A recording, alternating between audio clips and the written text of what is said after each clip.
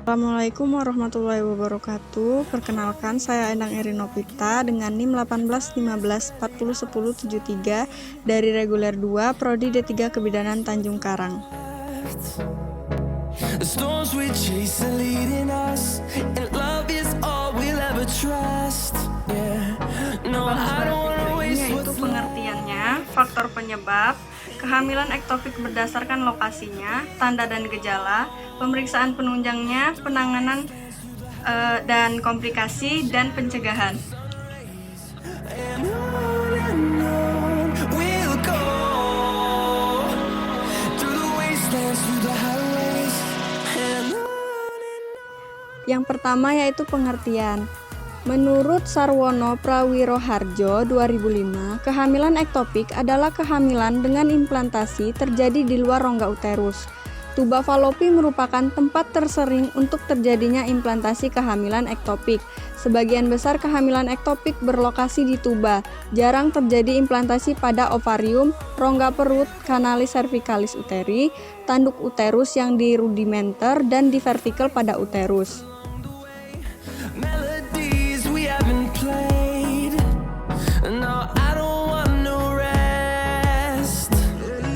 Echoing around these walls, fighting to create a song.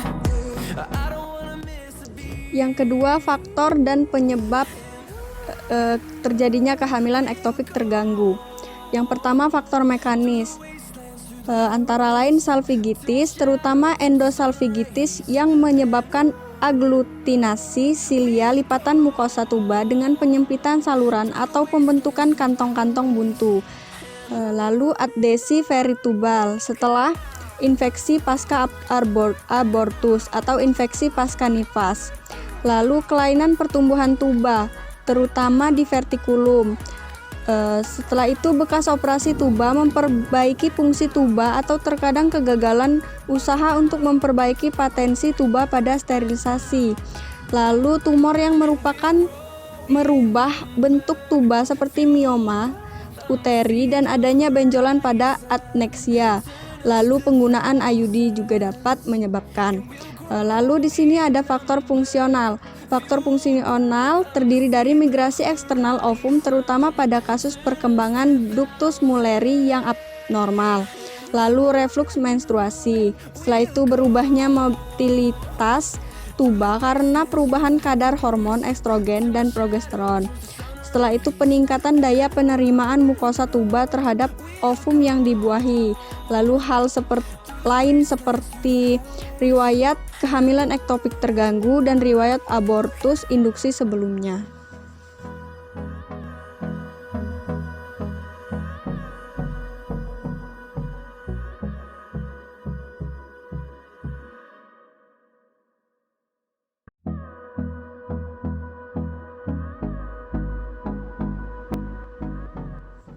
Yang ketiga yaitu kehamilan ektopik berdasarkan lokasi. Menurut Sarwono Prawiharjo dan Cunningham, masing-masing dalam bukunya mengklasifikasikan kehamilan ektopik berdasarkan lokasinya, antara lain 1. Tuba falopi, 2. Uterus, 3. Ovarium, 4. Intraligamenter, 5. Abdominal, 6. Kombinasi kehamilan dalam dan luar uterus. We'll go through the wastelands, through the highways, till my shadow turns to sun rays, and on we'll go through the wastelands. Lalu yang keempat, tanda dan gejala. Tandanya 1. Nyeri abdomen bawah atau pelvic disertai amenorea atau spotting atau perdarahan vaginal. 2. Menstruasi abdomal. 3. Abdomen dan pelvis yang lunak. 4. Perubahan pada uterus yang dapat terdorong ke satu sisi oleh masa kehamilan. 5. Penurunan tekanan darah dan takikardi bila terjadi hipovolemi. 6. Kolaps dan kelelahan. 7. Pucat. 8. Nyeri bahu dan leher atau iritasi diafragma. 9. Nyeri pada palpasi. Lalu yang ke-10, gangguan kencing. Lalu ada gejala. Yang pertama nyeri. Nyeri panggul atau perut hampir terjadi hampir 100% kasus kehamilan ektopik. Nyeri dapat bersifat unilateral atau bilateral, terlokasi atau tersebar. Yang kedua perdarahan. Dengan matinya telur, desi2 mengalami degenerasi dan nekrose dan dikeluarkan dengan perdarahan. Perdarahan ini pada umumnya sedikit. Perdarahan yang banyak dari vagina harus mengarahkan pikiran kita ke abortus biasanya. Perdarahan abdomal uterin biasanya membentuk bercak, biasanya terjadi pada 75% kasus. Lalu amenorea, hampir sebagian besar wanita dengan kehamilan ektopik yang memiliki berkas perdarahan pada saat mereka mendapatkan menstruasi dan mereka tidak menyadari bahwa mereka hamil. Them to see the horizon, turn us to thousands, and we'll grow in number.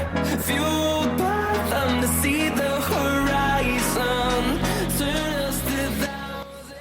Yang kelima pemeriksaan penunjang. Yang pertama USG, 2 kadar HCG menurun, 3 laparoskopi, 4 HB, 5 leukosit, 6 kuldositesis. We'll go through the wastelands, through the highways, and on we'll go.